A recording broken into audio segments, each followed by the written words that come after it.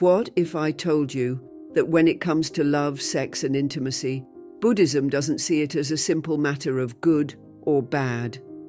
That the Buddha's wisdom offers something far deeper, a way to live with clarity, compassion, and balance, even in a world where sexual matters are discussed with more openness than ever before. Many people are left wondering, what is the Buddhist view on sex? Is it about strict rules, total renunciation, or something in between?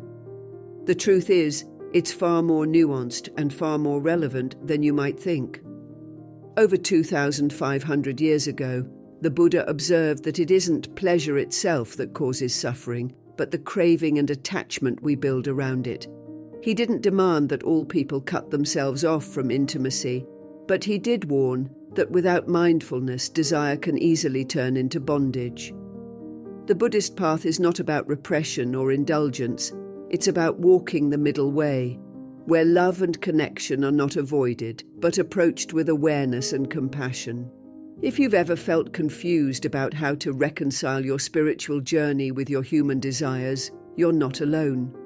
This is a conversation worth having, not with judgment, but with honesty. Because when we understand the Buddha's teachings on sex, love, and attachment, we see that it's not about following rules out of fear, but about freeing ourselves from the suffering that comes when passion blinds us to truth. And if you find value in exploring these deeper truths, consider subscribing, not just to this channel, but to the journey itself. Think of it as joining a community of seekers who are committed to living with greater wisdom, compassion, and self-awareness. Together, we can walk the path toward a life that is not only more peaceful, but also more deeply alive.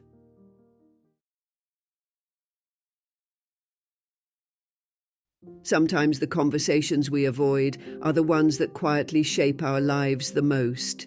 Sex is one of those topics. It's everywhere. In the media, in casual jokes, even in the way people interact.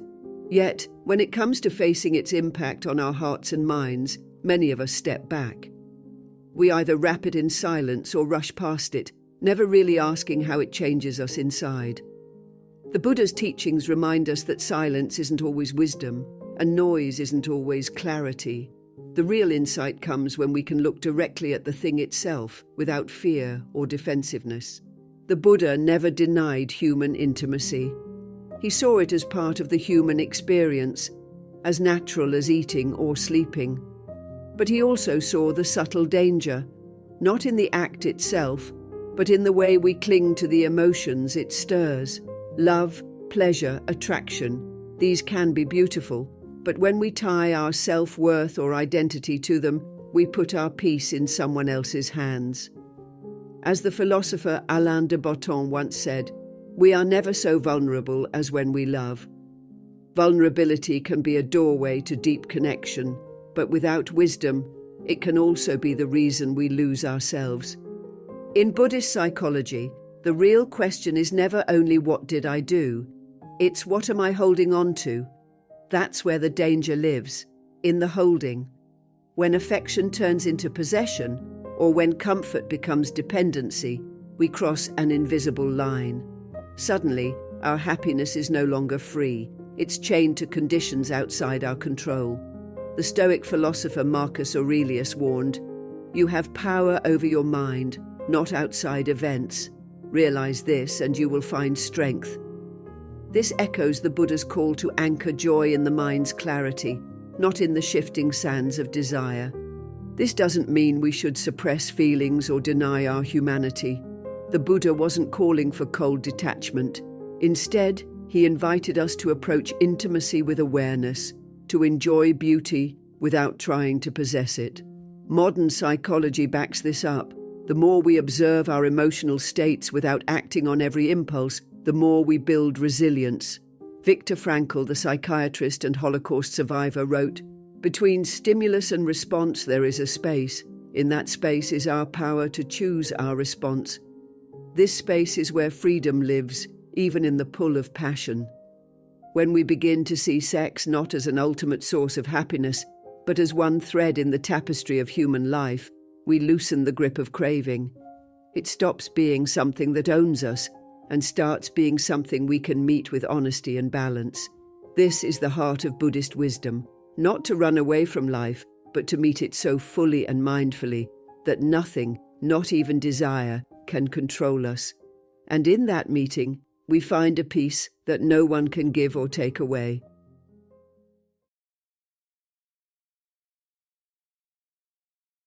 When we talk about sex, it's easy to think of it as a purely physical exchange, an act, an experience, a rush of pleasure. But the truth is, the most profound impact doesn't happen in the body. It happens in the mind. Every touch, every glance, every moment of intimacy plants seeds in our consciousness. These seeds can grow into joy, trust, and connection, or into craving, insecurity, and fear. The Buddha's teaching reminds us that the real weight of any action is in the mental states it cultivates. Aristotle once wrote, "We are what we repeatedly do." Excellence, then, is not an act, but a habit. If we repeatedly approach intimacy without awareness, we form habits that can quietly rule our lives. From a Buddhist perspective, this means that the value of intimacy isn't measured by how much pleasure it gives in the moment, but by the clarity and compassion it leaves behind. In the Sigalovada Sutta, the Buddha spoke of relationships as places where mutual respect and care must be cultivated like a garden.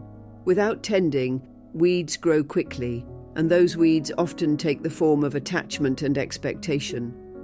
The psychologist Erich Fromm said, "Immature love says, 'I love you because I need you.' Mature love says, 'I need you because I love you.'"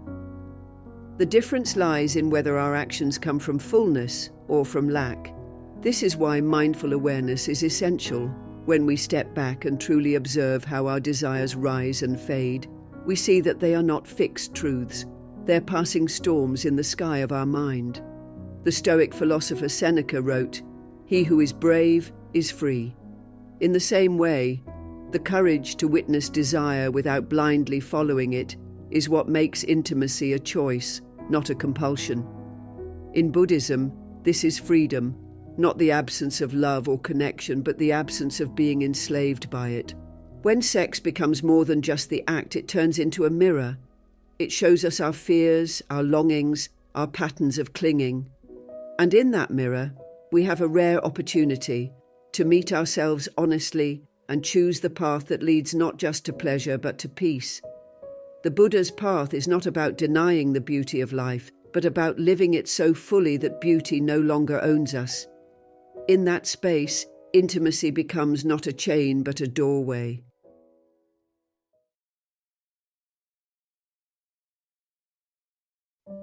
Attachment is subtle. It doesn't always roar into our lives like a thunderstorm. Sometimes it seeps in quietly, disguising itself as love, loyalty, or care. In the Buddhist view, attachment is the glue that binds us to suffering. It's not the person or the act itself that traps us, but the story we build around it, the belief that without this connection, we are somehow incomplete. The Buddha compared clinging to holding a burning coal. The tighter we grip, the more we hurt ourselves. And the philosopher Alain de Botton once said, "We fall in love because we long to escape from ourselves with someone as beautiful, intelligent and kind as we are ugly, stupid and mean." It's a sobering reminder that attachment often begins where self-acceptance is missing. In intimate relationships, this attachment can take the form of constant needing attention, needing reassurance, needing proof that we matter. It's intoxicating at first because it feels like closeness, but over time, it can feel like a tightening net. The Buddha taught that all conditioned things are impermanent. That means no matter how much we try to hold on, the object of our attachment will eventually change, move, or fade. This truth isn't meant to be cruel. It's meant to set us free. The Stoic philosopher Marcus Aurelius wrote, "You have power over your mind, not outside events. Realize this, and you will find strength." To loosen attachment, we have to practice seeing people and experiences as they are in the present, without demanding they remain the same tomorrow. Mindfulness becomes our anchor here, not as a cold detachment, but as a warm awareness that allows love to breathe without suffocating. When we release the demand that someone complete us, our connection shifts from ownership to companionship. And in that space, love stops being a contract and becomes a gift.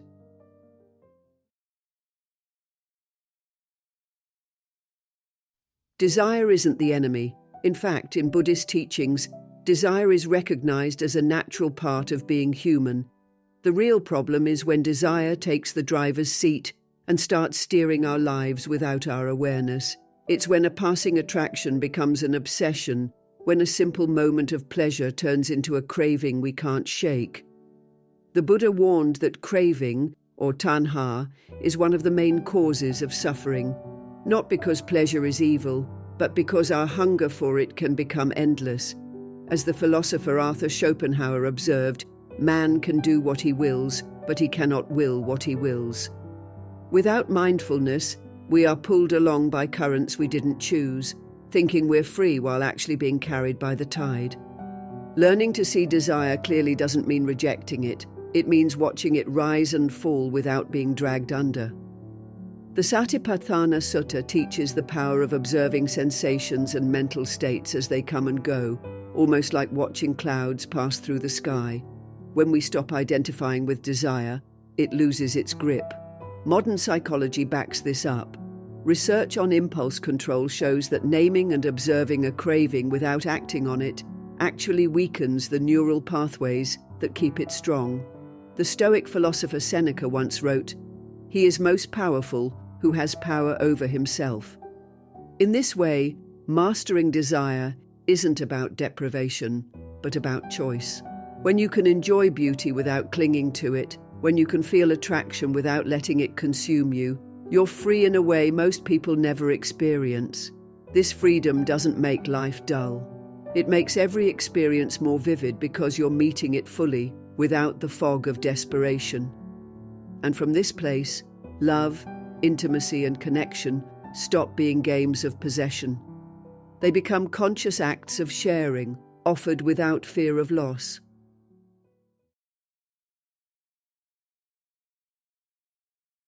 Real love doesn't cling. It doesn't try to cage the other person or shape them into a perfect image.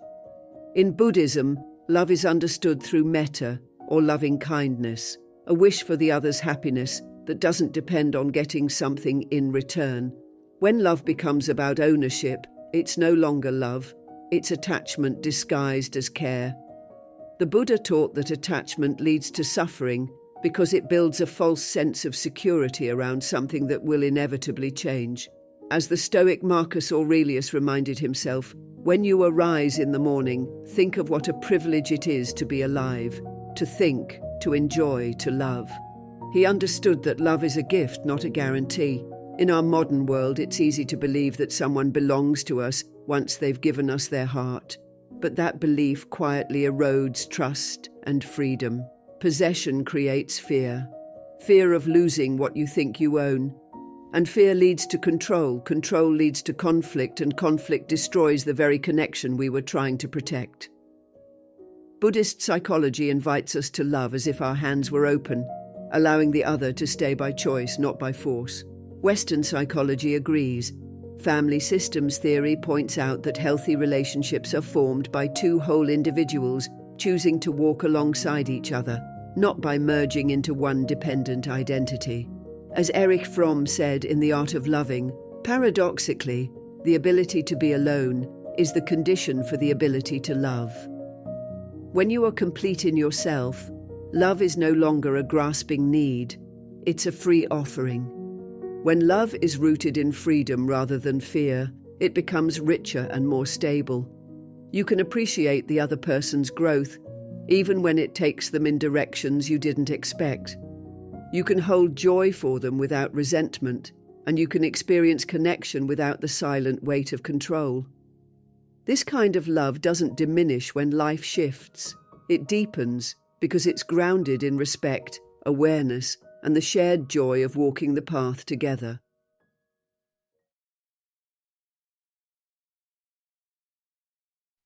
Sometimes the greatest misunderstandings about intimacy come from thinking it has to be one extreme or the other, either all-consuming passion or total detachment.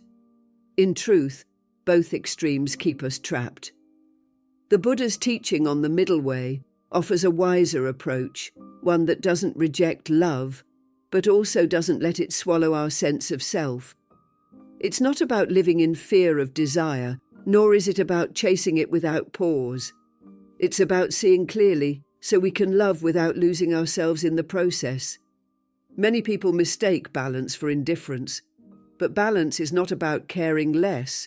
It's about caring without chains. It's being able to share moments of deep connection, while knowing your peace doesn't depend on whether someone stays or leaves. The Buddha said, "Just as a solid rock is not shaken by the storm, even so the wise are not affected by praise or blame." In relationships, this means standing firmly in your own center, even when emotions rise and fall. Western psychology echoes this wisdom. Viktor Frankl wrote, "Between stimulus and response there is a space. In that space is our power to choose our response." In intimacy, that space is everything. It's the pause between feeling a spark of desire and deciding what to do with it. That pause is where freedom lives. Without it, we're simply acting out patterns, habits shaped by craving, fear, or old wounds. With it, we choose from clarity, not compulsion. In practice, the middle way of intimacy means you can enjoy closeness without turning it into ownership. You can value someone without trying to mold them into what you think they should be. And you can share your heart without making another person responsible for your entire happiness. Marcus Aurelius, the Stoic emperor, reminded himself, "The happiness of your life depends upon the quality of your thoughts." In love, this means remembering that peace comes from the mind you bring into a relationship, not just the relationship itself. When we walk this path, desire is no longer an enemy, but neither is it our master. It becomes something we can meet with open eyes, noticing its warmth without needing it to define us. The Buddha's middle way is an invitation to live in this balance. It asks us to love fully, but also to remember that every feeling, every embrace, and every moment will pass. And in accepting that truth, we don't lose joy, we deepen it. Because only when we stop clinging do we finally taste the freedom that intimacy can offer. And so, in the end, intimacy is not about how tightly we can hold on, but about how gently we can let love flow through us without fear. The Buddha's path shows us that true connection isn't built on clinging, but on freedom, the kind that lets both hearts breathe. If today's words stirred something in you, let it be the reminder that your worth is never tied to anyone's approval, and your peace is always within reach. Watch the next video on your screen to keep walking this path with me. And thank you for being a part of Buddhist Journey, a place where we grow, reflect, and return again and again to the truth within.